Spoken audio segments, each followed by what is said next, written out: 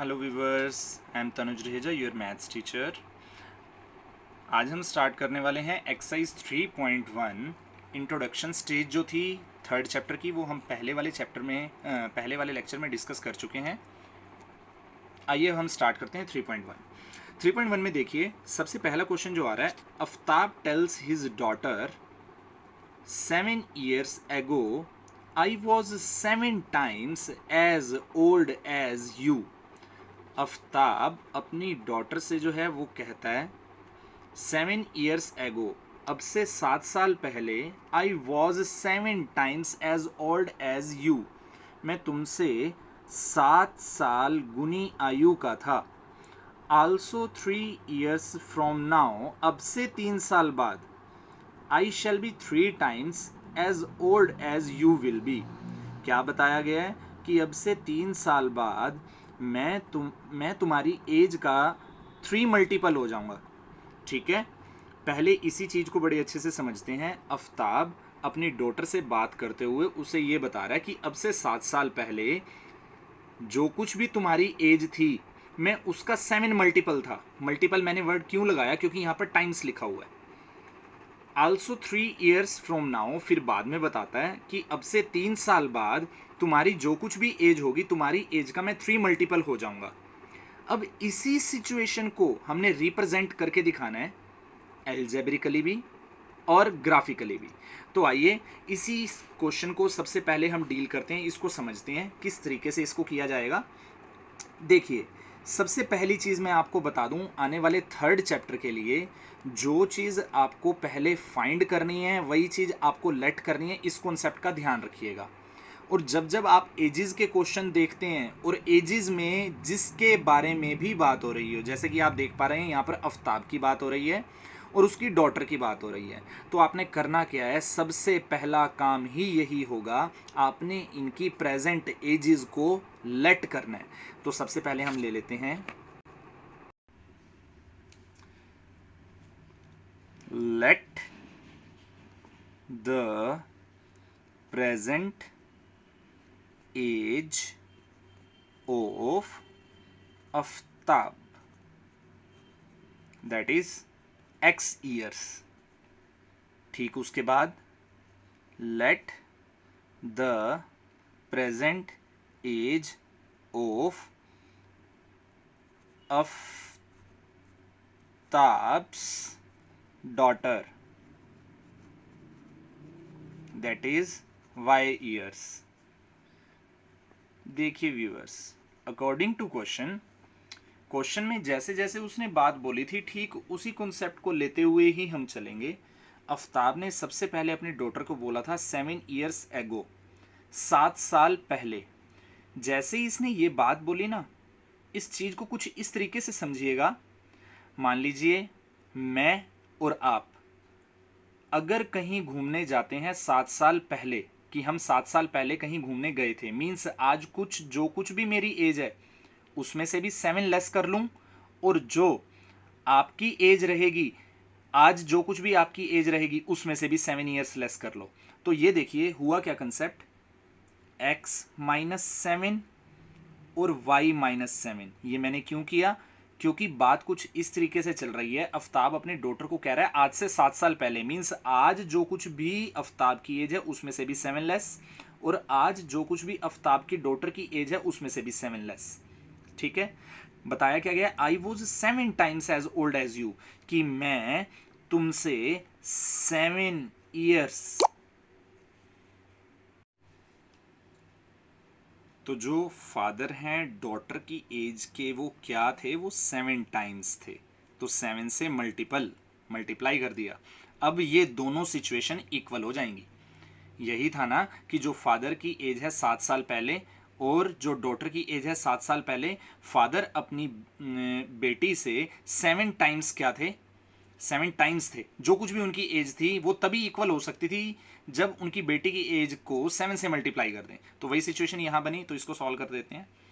x minus 7 equals to 7y, 7 को y से किया 7y, 7 को 7 से किया तो ये आ गया -49। x माइनस 7y 7 वहाँ आया तो प्लस का हुआ, तो x माइनस 7y ये हुआ -42। तो यहाँ से आ जाती है हमारे पास फर्स्ट इक्वेशन। ठीक है, आइए अब हम दूसरे कॉन्सेप्ट को देखें या दूसरी तरफ जाएं। तो दूसरी तरफ इनकी जो बात हो रही थी वो ये हो रही थी कि आफ्ताब अपनी डॉटर से फिर से कहता है आल्सो 3 years फ्रॉम नाउ, अब से 3 साल बाद, मीन्स जो कुछ भी आफ्ताब की एज है उसमें 3 ऐड करो, जो कुछ भी डॉटर की एज है उसमें भी 3 ऐड करो। I shall be 3 times as old as you, कि मैं तुमसे 3 times हो जाऊंगा आने वाले टाइम में। तो 3 मल्टीपल कर दिया हमने, बस अब इस सिचुएशन को भी सॉल्व कर लो ठीक जैसे पहले हमने सॉल्व किया। ये हुआ 3y और 3 को 3 से किया 9। अब ये इधर आया 3y 9, 3 में से इसको आप लेस करके दिखाएं तो क्या आया आपके पास? आपके पास आया 6। ये हुई हमारी सेकंड इक्वेशन।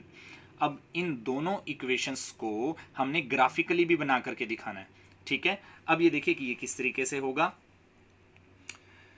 तो सबसे पहले हम उठा लेते हैं इसी को, जो ये हमारी फर्स्ट इक्वेशन आई थी। बीच में लाइन लगा देता हूं मैं ताकि इजी हो जाए समझना भी कि क्या कुछ चल रहा है।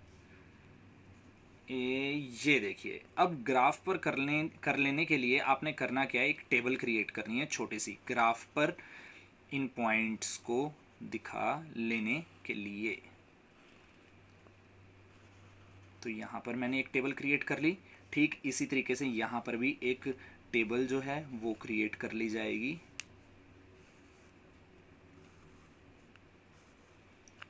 ये x y x y। अब हम सबसे पहले क्या करते हैं, सिर्फ इसी कॉन्सेप्ट को देखते हैं। यहाँ पर आप क्या करेंगे, x minus 7y equals to -42 जो आपको इक्वेशन दी गई थी वो लिखी। बिल्कुल इजी वे बताने वाला हूँ, ध्यान से समझिएगा व्यूअर्स। अब आपने करना क्या है, सबसे पहले ना आप x की जगह पर 0 रख लें। जब आप x की जगह पर 0 रखेंगे तो हम यहाँ लिख करके दिखाएंगे क्या कि पुट x इक्वल्स टू 0। तो क्या हुआ, जब हमने x की जगह पर 0 पुट किया तो हमने ये देखा कि जो हमारी y की वैल्यू आती है वो कितनी आ जाएगी, वो आ जाएगी हमारे पास 6, राइट। y equals to 6। जब हमने x की जगह पर 0 रखा, यहां पर हमने देखा y की वैल्यू हमारी कितनी आती है 6। अब हम क्या करने वाले हैं, फिर से इसी इक्वेशन को लिखने वाले हैं, x minus 7y equals to -42।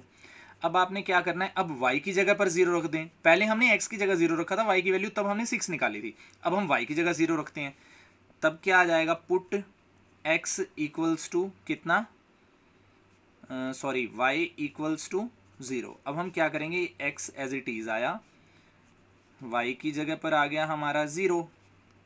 तो हम देख पा रहे हैं -7 को जब हम 0 से मल्टीप्लाई करेंगे ये 0 ही रह जाएगा। और जब हम इसको सॉल्व कर देंगे तो x की वैल्यू कितनी आई, -42। ये आया आपके पास -42। ठीक है, अब देखिए आगे सेकंड इक्वेशन को ठीक वैसे ही लेंगे जैसे हमने यहां पर किया था, x minus 3y equals to 6। फिर से लाइन लगा लेता हूं क्योंकि आपको फिर से वही चीज करनी है ना, x minus 3y equals to 6। अब हम यहां क्या करते हैं, पुट x इक्वल्स टू 0, ठीक वैसी जैसे हमने पहले किया। तो जब हमने 0 पुट किया इस x की जगह तो क्या हुआ, तो हुआ यूं कि -3y इक्वल्स टू 6। 3 यहाँ मल्टीप्लाई हो रहा है और ये यहाँ पर जाकर के डिवाइड हो गया। ध्यान रखिएगा, जब भी आपके पास फ्रैक्शन फॉर्म हो और माइनस नीचे दिया गया हो तो ये माइनस ऊपर ही लिखा जाता है। तो आप इसको ऐसे भी लिख सकते हैं। ठीक है, कैंसिल कर दीजिए, यहाँ से क्या चीज़ निकल करके आता है कि y की वैल्यू आई -2। आइए अब यहाँ पर देखते हैं, पहले -2 मैंने यहाँ रख दिया, जब हमने x की जगह 0 पुट किया y की वैल्यू आई -2। अब हम क्या करेंगे, अब हम यहाँ आ जाते हैं, यहाँ पर put y equals to 0, y की जगह पर 0 रख देते हैं। तो ये आया x, y की जगह पर 0 तो ये हमने 0 लगाया, सॉल्व कर दिया तो ये कितना आ गया, यही आ गया ना, क्योंकि इसको जब मल्टीप्लाई करोगे 0 ही आ जाएगा। तो ये आ जाते हैं आपके पास कोऑर्डिनेट्स। ध्यान से देखिए, ये बना आपके पास एक कोऑर्डिनेट, ये एक बना कोऑर्डिनेट आपके पास, ये एक कोऑर्डिनेट बना आपके पास, ये एक कोऑर्डिनेट बना आपके पास, ये। ठीक है, अब इन्हीं कोऑर्डिनेट्स को हम ग्राफ पर प्लॉट करके दिखाने वाले हैं, देखिएगा ध्यान से। चलिए व्यूअर्स, अब हम आ जाते हैं एक्सरसाइज 3.1 के बिल्कुल फर्स्ट क्वेश्चन के ग्राफ पर। अब हम इनके कोऑर्डिनेट्स को प्लॉट करना सीखेंगे।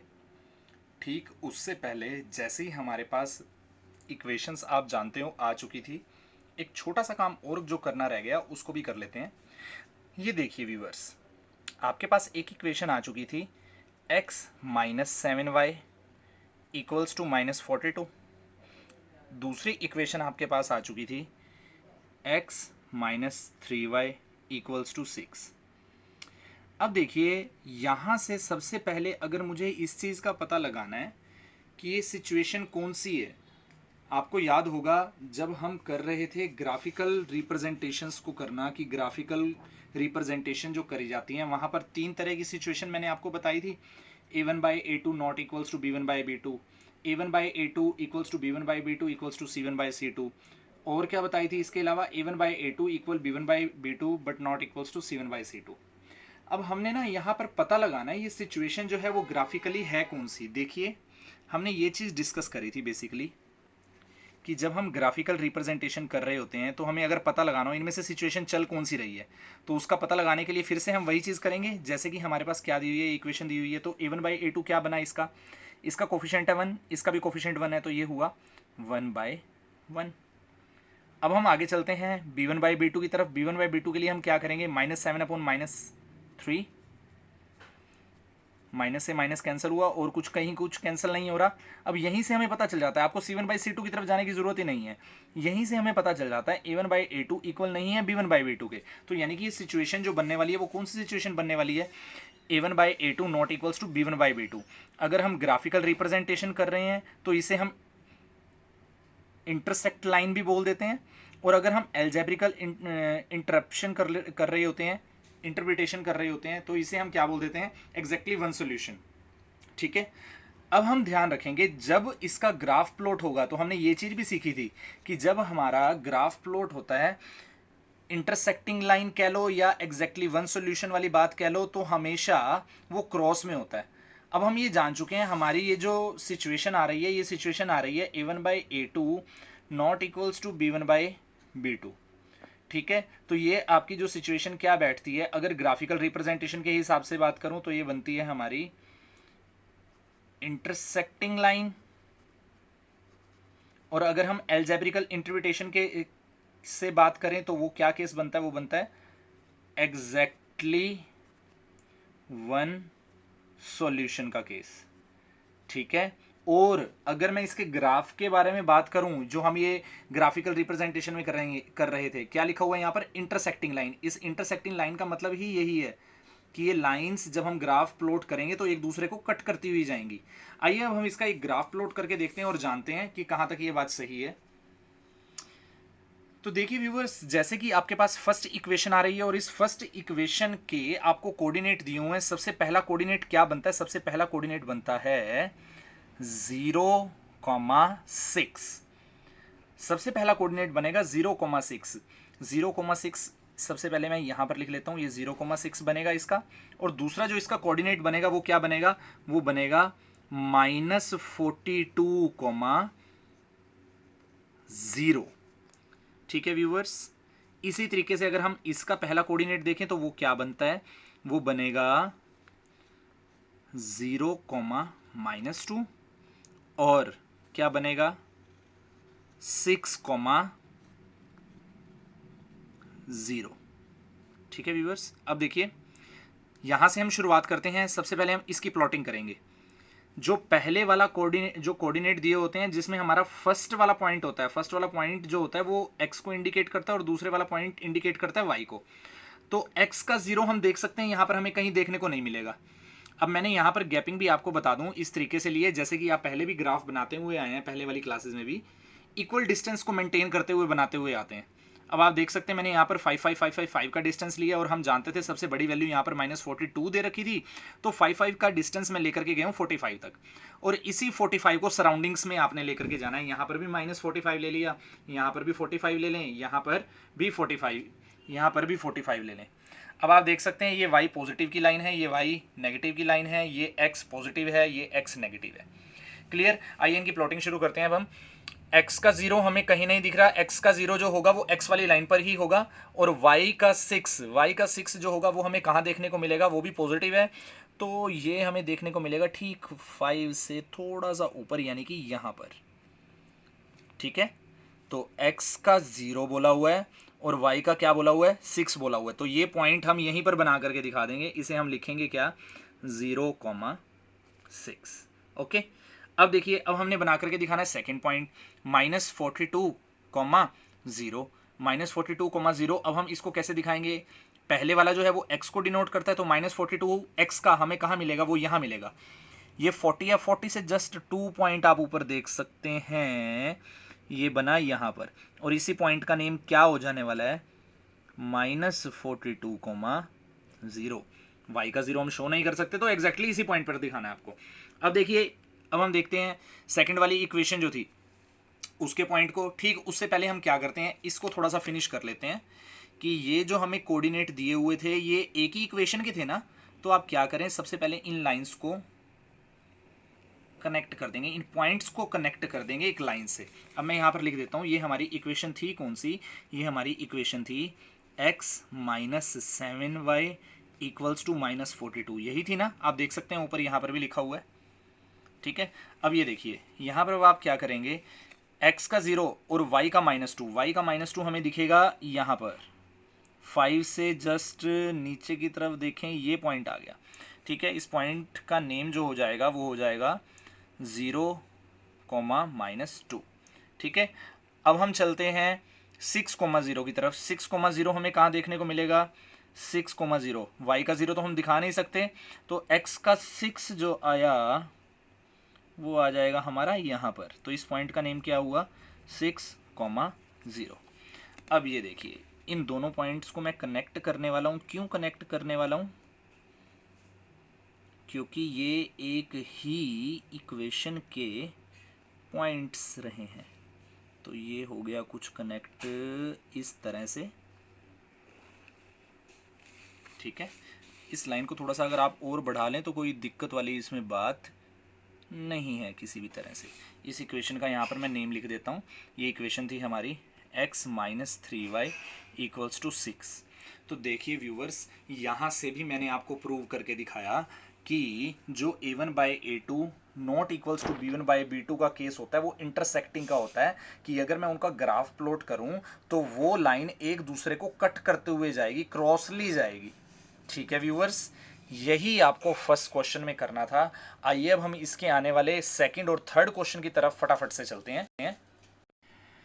आइए व्यूवर्स, अब हम चलते हैं इसी एक्सरसाइज के सेकंड क्वेश्चन पर। The coach of cricket team buys 3 bats. Coach of cricket team बताया गया है कि एक कोच जो है वो क्रिकेट टीम का 3 बैट्स और एंड 6 बॉल फॉर 3900 बताया गया कि वो क्या करता है, परचेज करता है 3 बैट 6 बॉल 3900 के। Later she buys another bat, बताया गया है कि बाद में वो क्या करता है कि एक और बैट और 3 मोर बॉल्स जो है वो और परचेज करता है। कितने के, 1300 के। Represent this situation algebraically and geometrically. तो देखिए व्यूअर्स, अब आपको करना क्या है, सबसे पहले यहाँ पे हमें जो बताया गया वो ये बताया गया कि रिपीट कर देता हूँ शॉर्ट में समझने के लिए, कि 3 बैट हैं, 3 बैट्स हुए और 6 बॉल जो हुई उसके बदले उसने दिए 3900, और बाद में बताया गया कि एक बैट, बोला गया ना कि अनदर बैट, मतलब एक बैट और परचेज किया और 3 बॉल्स परचेज करी, तब उसने दिए 1300। अब आपने करना क्या है, इसी सिचुएशन को एल्जेब्रिकली भी दिखाना है, ज्योमेट्रिकली भी दिखाना है। अब ध्यान से समझिएगा, यहाँ पर आपको जो दिया हुआ है, आपको यहाँ पर प्रोडक्ट की क्वांटिटी दी गई है। ध्यान से समझिए, सबसे पहले मैं इसको काफ़ी सिंपली लेकर के चलता हूँ। मान लीजिए अगर मैं आपको कहता हूँ कि आपने क्या किया कि 50 रुपीज़ दिए और आपने 2 किलो चीनी ली। इसका मतलब क्या हुआ, इसका मतलब यही हुआ ना कि जो आपने 50 रुपीज़ दिए हैं और 2 किलो चीनी ली है, इसका मतलब 1 kg का रेट क्या था, 1 kg का रेट 25 था ना। तभी जाकर के 2 × 25 = 50 किया आपने। मीन्स कभी भी अगर हमने वैल्यू निकालनी हो, अमाउंट निकालना हो, तो बेसिकली वो निकलता कैसे है, क्वांटिटी को और पर यूनिट को जितने का वो एक का रहा होता है उसको मल्टीप्लाई कर दें तो हमारा टोटल वैल्यू निकल करके आ जाती है। देखिए जो मैं बोल रहा हूँ और अच्छे से अब समझ आएगा आपको। तो सबसे पहले आपको करना क्या है, आपको करना ये है कि जो बैट है और 6 बॉल जो है, आपको यहाँ पर क्वांटिटी दी हुई है जस्ट इसकी, हमें ये नहीं पता कि एक बैट कितने का है और एक बॉल कितने की है। तो सबसे पहले हम वही चीज करेंगे यहाँ पर आंसर में, ध्यान से देखिएगा। Late the price of 1 bat equals to x rupee. Let the price of 1 ball equals to y rupees according to question। ध्यान से देखिएगा, मैंने अभी अभी आपको बताया 3 बैट्स हैं, मीन्स 3 जो है वो क्वांटिटी है, इसको मल्टीप्लाई करूंगा कि एक बैट कितने से था। इट मीन्स क्या हुआ, 3 × x हुआ ना, प्लस साथ ही साथ आपने 6 बॉल भी ली थी, मीन्स 6 क्वांटिटी थी, एक का रेट जो था वो y था, इक्वल्स टू कितना पैसा दिया, 3900। यानी कि ये फर्स्ट इक्वेशन आपकी निकल करके आई 3x plus 6y equals to 3900। ठीक है, ठीक इसी तरीके से दूसरे सिचुएशन को भी हम देख लेते हैं। दूसरी सिचुएशन क्या कह रही है हमें, दूसरी सिचुएशन में इन्होंने बताया कि एक बैट, ये बोला हुआ है ना यहाँ पर देखिए कि she buys another bat, means एक बैट, तो हमने क्वांटिटी लिखी मल्टीप्लाई जितने का वो एक बैट था, प्लस बॉल के लिए क्या किया हमने, बॉल के लिए देखा 3 मोर्स बॉल लिए, यानी कि 3 × एक जो बॉल थी वो कितने की थी, y इक्वल्स टू कितना आया 1300। इसे सॉल्व कर दीजिए, x 3y 1300। ये आई हमारे पास फर्स्ट सिचुएशन, ये आई हमारे पास सेकंड सिचुएशन। अब ठीक यहाँ पर भी हम वही काम करने वाले हैं कि इसी सिचुएशन को आप सबसे पहले इस तरीके से भी चेक कर लें कि a1/a2 b1/b2 करके कि ये असल में सिचुएशन बनती कौन सी है हमारी ग्राफिकली। अगर हम रिप्रेजेंटेशन में देखें तो ये देखिए, पहले मैं आपको ये चीज करके दिखा देता हूं। तो ये सिचुएशन बनेगी हमारे पास 3x प्लस 6y 3900। ठीक इसके नीचे मैं दूसरी इक्वेशन भी लिख देता हूं ताकि समझने में आपको आसानी रहे चल क्या रहा है। तो ये देखिए a1/a2 अगर मैं इसका बनाता हूं तो वो क्या बनता है 3/1, क्योंकि इसका कोफिशिएंट 1 हुआ ना, यहाँ आ जाएगा 6/3। अब इसे हम सॉल्व करके देखें तो 3 × 1 = 3 एंड 3 × 2 = 6। तो देखिए हम देख पा रहे हैं a1/a2 इक्वल नहीं आया b1/b2 के। तो सिचुएशन इसकी वही की वही है जब आप इसका ग्राफ प्लॉट करेंगे, क्योंकि हम जानते हैं जब हमारा a1/a2 इक्वल नहीं होता b1/b2 के तो इंटरसेक्टिंग लाइन की कंडीशन होती है। मींस जब भी ग्राफ बनाओगे ना तो वो ना लाइंस जो होंगी, जो भी इक्वेशन के कोऑर्डिनेट्स की लाइंस जो होंगी एक दूसरे को काटती हुई जाएंगी, जैसे कि हमने क्वेश्चन नंबर फर्स्ट में किया था। डिट्टो कंसेप्ट वही फॉलो यहां पर हमने करना है। तो आइए इसको फटाफट से अब आगे जान लेते हैं। हम आगे बेसिकली हम क्या करेंगे ये देख लीजिए। तो सबसे पहले मैं उठाता हूं इस इक्वेशन को 3x plus 6y equals to 3900। साथ साथ क्या करेंगे, एक टेबल क्रिएट कर लेते हैं जैसे हमने पहले भी किया था।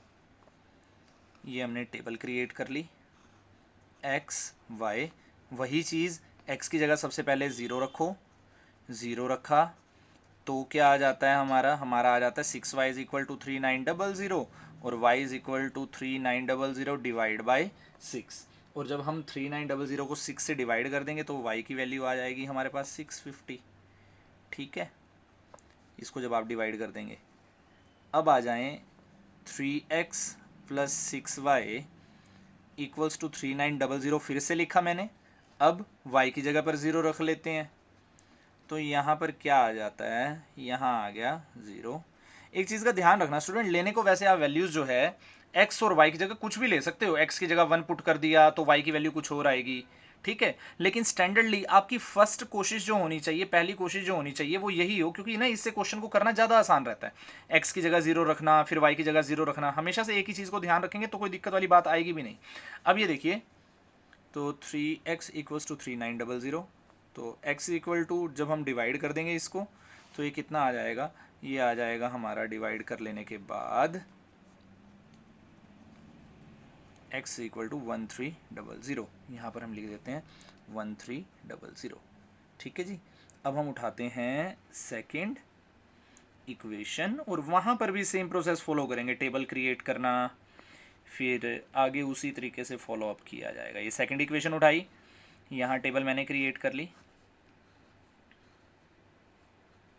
ये देखिए, अब x की जगह हम क्या करते हैं, x की जगह देखिए स्टूडेंट, मैं आपको बता दूं, जब आप यहाँ पे x की जगह जीरो पुट करेंगे ना तो आपके सामने एक प्रॉब्लम फेस होगी। वो प्रॉब्लम क्या रहेगी कि आपकी y की वैल्यू जो आएगी ना वो पॉइंट्स में आएगी, वो आ जाएगी 433.33 करके। तो पॉइंट्स वाली चीज़ों को ग्राफ पे प्लॉट करना थोड़ा सा मुश्किल हो जाता है। तो अब आप करें क्या, x की जगह कोई एक ऐसी वैल्यू ले लें जिससे जब आप y की वैल्यू निकालें ना तो वो राउंड फिगर में आ जाए। देखो जैसे मैं x की जगह क्या ले लेता हूं, हालांकि वैसे आपको बता दूं, आपने करना यही है कि x की जगह पहले जीरो लो, फिर y की जगह जीरो। अब मैं यहाँ पर x की जगह जीरो क्यों नहीं ले रहा, क्योंकि अगर मैं इसको यहाँ पर जीरो रख देता हूं ना तो आप खुद सोच करके देखिए तो क्या बनेगा, ये 3y इज इक्वल टू 1300, और 3 जब 1300 से डिवाइड होगा तो ये वैल्यू आ जाएगी 433.33। इस वैल्यू को ग्राफ पे प्लॉट करना मुश्किल है। तो यहाँ पे मैं कुछ और वैल्यू ले लेता हूँ। सपोज करो जैसे मैंने यहाँ पर वैल्यू ली 400, जब मैं ये 400 यहाँ लेता हूँ, अब देखना देखो क्या फर्क पड़ता है इससे। तो होगा यूं कि 3y इक्वल्स टू 1300 माइनस हो जाएगा 400, और 400 जब माइनस हुआ तो कितना आया 900। y equals to 900 divide by 3, तो सॉल्व किया तो कितना आया, ये हमारे पास y की वैल्यू आई हमारे पास 300। ठीक है ना। तो इस तरीके से वैल्यूज को आप पुट करें। अब देखें फिर मैं क्या करता हूं, फिर अब मैं कुछ ये करता हूं कि ना मैं y की जगह पर जीरो ही रख देता हूं, तो उससे तो कोई दिक्कत है ही नहीं। देखो जब मैं y की जगह पर जीरो रखता हूं तो क्या आ जाता है, मेरा आ जाता है जी सीधा सीधा ही आ गया x इक्वल टू 1300। तो इसमें तो कोई प्रॉब्लम है ही नहीं हमारे पास। अब हमने करना क्या है, इन कोऑर्डिनेट्स को लेते हुए चलना है। इन्हीं कोऑर्डिनेट्स को सबसे पहले मैं ग्राफ के ऊपर प्लॉट करूंगा, ऊपर ही दिखाऊंगा, फिर उसके बाद इसकी प्लॉटिंग स्टार्ट करेंगे। ठीक है, आइए देखते हैं अब हम। तो देखिए व्यूवर्स, अब जो टेबल हमने क्रिएट करी थी, अभी अभी हम बना करके आए थे, उसी टेबल को मैंने यहाँ पर लिख दिया। तो हम देख सकते हैं कि यहाँ पर पहला कोऑर्डिनेट जो बनेगा इस इक्वेशन का वो बनेगा 0 और 650। तो मैं यहाँ लिख देता हूँ, एक मुझे प्लॉट करके दिखाना है 0,650, एक मुझे प्लॉट करके दिखाना है 1300,0। एक अगर हम यहाँ से देखें तो यहाँ पर हम देख पा रहे हैं हमें पहले वाला जो प्लॉट करना होगा वो होगा 400,300, और अगर हम देखें सेकंड वाला वो आ जाएगा 1300,0। तो आइए स्टार्ट हम यहाँ से करते हैं। x का 0, ये ध्यान रखिएगा, जीरो वैल्यूज़ को ना असल में आप कहीं अलग से शो नहीं कर सकते। तो x का 0 पहले वाला जो होता है वो x का होता है, डिजिट जो रहते हैं, और ये दूसरे वाले जो होता है कोऑर्डिनेट का डिजिट वो रहता है y का। तो x का 0 हम शो नहीं कर सकते, y का 650 और वो पॉजिटिव है तो वो यहाँ आ जाने वाला है 650। अब हम देखते हैं 600 से 800, मिड वाला हुआ 700, तो इससे जस्ट नीचे की तरफ थोड़ा सा ले लें तो ये आ जाएगा आपके पास 650। ठीक है, तो इसी पॉइंट का नेम क्या हो जाने वाला है 0,650। Is this thing is clear.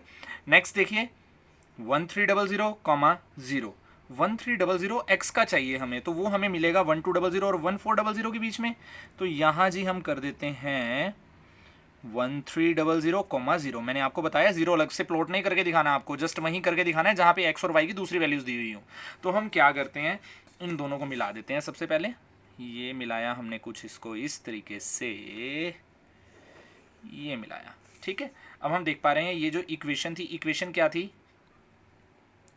क्या थी हमारी 3x + 6y इक्वल्स टू 3900। इसी को मैं यहाँ लिख देता हूँ, ये आ जाएगा जी 3x + 6y equals to 3900। Clear. Next देखिए x का जो आ जाता है 400, x का 400 ये रहा, ये भी क्लियर हो गया हमें। अब देखिएगा इसे किस तरीके से प्लॉट करना है, क्योंकि यहाँ पर इन दोनों में कोई भी वैल्यू जीरो नहीं दे रखी। x का जो है वो है 400 और y का जो है वो है 300। अब हम x वाली लाइन में देखते हैं, ये 400 ये रहा, और y का जो 300 बैठता है वो कहाँ बैठता है, वो यहाँ बैठता है। अब हमने पता है क्या देखना है, हमने देखना है कि ये दोनों पॉइंट कहाँ आके मिलते हैं, कि x का 400 और y का 300, y का 300 यहाँ है, तो ये दोनों जो मिलने वाले हैं जी, ये लगभग यहाँ मिलने वाले हैं, ठीक है ना। तो इसी पॉइंट का नेम अब आप क्या लिख करके दिखाएंगे, 400, 300, ठीक है। नेक्स्ट वाला देखें तो उसमें क्या बोला हुआ है, x का 1300 और y का क्या बोला हुआ है, 0। y का 0 तो हम दिखा नहीं सकते, तो यानी कि ये वाला जो कोऑर्डिनेट अब आप देख पा रहे हैं, ये कोऑर्डिनेट दोनों सेम थे, 1300, 0 और 1300, 0, तो इसका भी पॉइंट यही बना ना। तो यहां पर मैं दोबारा इसे लिख करके दिखाता हूं, 1300, 0 मीन्स अब आपने क्या करना है, इन दोनों को मिला करके दिखाना है। ये अब आप देख सकते हैं जी, ये कुछ इस तरीके से मिले, ठीक है। अब आप यहाँ पर दूसरी इक्वेशन भी लिख करके दिखा दें। दूसरी इक्वेशन हमारी कौन सी है, x + 3y = 1300। और अब आप फिर से देख पा रहे हैं ये दोनों की दोनों लाइन एक दूसरे को कट करती हुई जा रही हैं, इंटरसेक्ट करती हुई जा रही हैं, ठीक है ना, तभी हम इन्हें इंटरसेक्टिंग लाइन बोलते हैं। तो व्यूवर्स यही था हमारा क्वेश्चन नंबर 2 एक्सरसाइज 3.1। आइए अब हम इसके फाइनल क्वेश्चन की तरफ चलते हैं और इस एक्सरसाइज को फटाफट से फिनिश करते हैं। आइए व्यूवर्स, अब हम चलते हैं थर्ड क्वेश्चन की तरफ, exercise 3.1। The cost of 2 kg of apples and 1 kg of grapes on a day was found to be 160। बताया गया है कि एप्पल और ग्रेप्स जो हैं 2 kg एप्पल्स हुए और 1 kg ग्रेप्स जो हैं उनका अमाउंट, यानी कि अगर हम उन्हें परचेज कर रहे हैं 2 kg एप्पल को और 1 kg ग्रेप्स को, तो 160 जो हैं वो बनते हैं। कुछ टाइम के बाद, कुछ मंथ्स के बाद ये देखा गया कि 4 kg एप्पल जो है और 2 kg ग्रेप्स जो हैं वो 300 रुपीज़ के हैं। इसी सिचुएशन को आपको एल्जेब्रिकली और ज्योमेट्रिकली करके दिखाना है। तो आइए सिचुएशंस को सॉल्व करते हैं। ये ठीक पहले वाला ही कंसेप्ट है जो सेकंड वाले क्वेश्चंस में भी यूज हुआ। तो यहाँ पे आप देख सकते हैं हमें क्वांटिटी तो गिवन है, जैसे कि हमें ये 2 kg और 1 kg दिया हुआ था, बट हमें ये नहीं पता कि ये जो 1 kg एप्पल है या 1 kg ग्रेप्स है वो कितने के रहे हैं। तो हम यहाँ पे क्या लिखेंगे, let the price of 1 kg apple equals to x rupee and let the price of 1 kg grapes equals to क्या आ जाएगा, y रुपीज, ठीक है। तो वो हम करेंगे क्या, ध्यान से समझिएगा। सबसे पहले यहां देखिए, यहां पर मैंने क्या चीज लिख करके दिखाई है कि 2 kg एप्पल्स थे, 2 kg को मल्टीप्लाई मैंने करके दिखाया, एप्पल का जो 1 kg का रेट है वो है x rupees, 2 × x plus 1 kg जो हमें दिया हुआ था, ग्रेप्स दिए हुए थे, 1 × y इक्वल्स टू 160। तो हमारे पास आ गई फर्स्ट इक्वेशन, ठीक है। अब देखिए, फिर हमें दूसरी सिचुएशन में ये बोला हुआ था कि 4 kg एप्पल हैं और 2 kg ग्रेप्स हैं, तो यानी कि 4 × x, 4 हमें क्वांटिटी दी हुई है, मल्टीप्लाई 1 kg का जो प्राइस है, 1 kg का जो प्राइस है वो x रुपी है, तो उसके साथ मल्टीप्लाई किया, प्लस 2 kg क्वांटिटी है, मल्टीप्लाई हमने किया जो हमें ग्रेप्स का जो रेट दे रखा था 1 kg का, वो क्या दे रखा था, y। तो ये क्या बना, 4x + 2y = 300। ये आपके पास सेकंड इक्वेशन आ गई। अब सबसे पहले आपके पास इक्वेशन आती, पहले मैं आपको ये बताऊंगा कि a1/a2 b1/b2 चेक करके कि हमारी ये सिचुएशन बनती कौन सी है। तो ये देखिए, मैंने फर्स्ट इक्वेशन यहाँ लिखी, ये फर्स्ट इक्वेशन है यही वाली, और ये सेकंड इक्वेशन यहाँ लिखी। यहाँ हमने चेक किया क्या, 2/4 1/2 यानी कि a1/a2 b1/b2। अब हमने देखा a1/a2 जो लिखा हुआ था 2/4 लिखा हुआ था, कैंसिल किया, 1/2 और 1/2 ये इक्वल आ रहे हैं।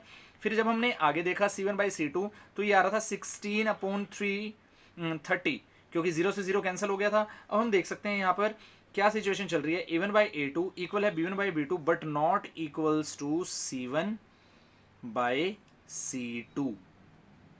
ओके व्यूअर्स, अब देखिए यहां से हमें एक चीज क्लियर हो जाती है, ये सिचुएशन हमारी जो होती है, जैसे मैंने आपको पहले भी बताया था कि जहां पर हमारी ये पहली दो टर्म्स जो हैं, यानी कि a1/a2 और b1/b2 एक दूसरे के इक्वल आ रही हो बट नॉट इक्वल c1/c2 हो, तो ये पैरेलल लाइंस की सिचुएशन होती है।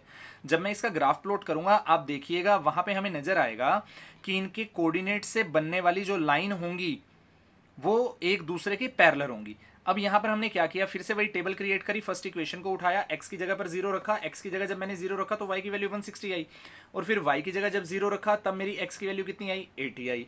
ऐसे ही मैंने दूसरी इक्वेशन को उठाया, यहाँ पे मैंने x की जगह पर 0 को रखा तो x की जगह पर 0 को रखा तो y की वैल्यू 150 आई। फिर इसी इक्वेशन को उठा लेने के बाद y की जगह पर जब हमने 0 रखा तो x की वैल्यू हमारी 75 आई। अब इन्हीं दोनों टेबल्स को उठाया और ग्राफ की तरफ इसको लेकर के गए। ये देखिए अब हमारे पास आ चुकी है सिचुएशन ये कि पहले वाली जो हमारी इक्वेशन थी उसकी टेबल ये है, दूसरे वाली जो हमारी इक्वेशन थी उसकी टेबल ये है। तो यहाँ से हमारे क्या बनते हैं, एक कोऑर्डिनेट 0,160 और दूसरा बनता है 80,0 और यहाँ से अगर हम देखें तो वो बनता है 0,150 और साथ ही साथ बनता है 75,0। बस इसी की अब प्लॉटिंग हमने करनी है। आइए स्टार्ट करते हैं। x का 0 और y का 160। तो इसको दिखाने के लिए मैंने सबसे पहले ये चीज़ देखी कि सबसे बड़ी वैल्यू हमें इन दोनों टेबल्स में क्या दे रखी थी, 160 दे रखी थी। तो मैंने 20-20 का गैप लेना ज़रूरी समझा ताकि ये वैल्यूज़ को मैं यहाँ पर कवर कर पाऊँ। तो सभी जगह मैंने 20 से लेकर के 160 तक आप देख सकते हैं y की पॉजिटिव साइड, y की नेगेटिव साइड, सभी जगह ये वैल्यूज़ को ले लिया गया और x की पॉजिटिव, x की नेगेटिव साइड भी इन वैल्यूज़ को ले लिया गया। आइए देखिए अब सबसे पहले हम दिखाएंगे 0,160। x का 0 यानी कि पहले वाला जो डिजिट होगा वो x को डिनोट करेगा और दूसरे वाला y को। ठीक यहाँ पर भी इसी तरीके से। तो x का 0 मैं शो नहीं कर सकता, y का 160 मेरे पास आ गया जी यहाँ पर और ये बना 0,160। फिर हम देखते हैं x का 80 और y का 0। y का 0 हम दिखा नहीं सकते और x का 80 हमारे पास आ जाता है यहाँ पर। तो ये हुआ 80,0।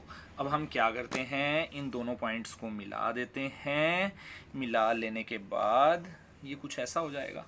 ठीक है, यहाँ पर मैं इक्वेशन भी लिख देता हूँ। ये इक्वेशन थी कौन सी, ये थी हमारी 2x plus 1y equals to 160।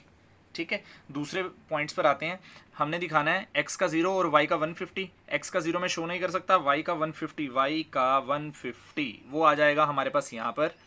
तो ये रहा हमारे पास, ये आ गया जी 0,150।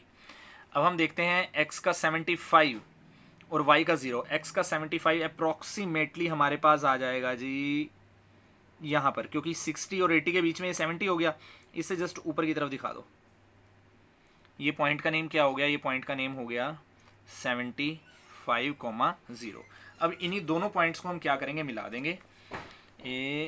इन दोनों पॉइंट्स को हम मिला देते हैं जी, ये मिलाया हमने। ठीक है, ये जो लाइन थी ये क्या लाइन थी, ये लाइन थी हमारी इस इक्वेशन की 4x 2y 300।